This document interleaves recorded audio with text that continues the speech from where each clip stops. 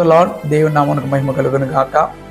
దేవుడు మనల్ని చీకటిలో ఉన్న మనల్ని ప్రేమించి దేవుని యొక్క ఆశీర్వాదానికి వారసులుగా మనల్ని పిలిచాడు కాబట్టి మనము అనేకులకు దీవెనకరముగా ఉండాలని దేవుని వాక్యం సెలవిస్తుంది. దేవుని వాక్యం కూడా ఇలాగ తెలియచేస్తా ఉంది.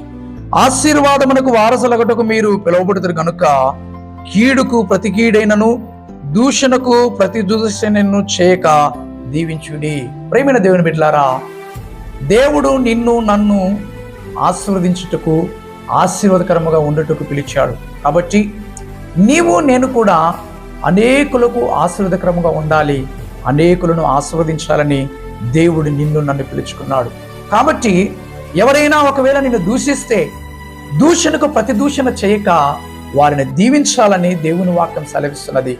ఎప్పుడైతే మనం దీవిస్తామో అప్పుడే నీలో ఉన్న దేవుని ఆశీర్వాదం వాళ్ళకి వెళుతుందని దేవుని వాక్యం స్పష్టంగా తెలియజేస్తుంది. కాబట్టి ప్రియమైన దేవుని బిడ్డలారా, మనం వారిని దీవిద్దాం, దేవుని యొక్క ఆశీర్వాదాలు పొందుకుందాం. దేవుడు కొద్ది మాట మనకు దీవించును గాక.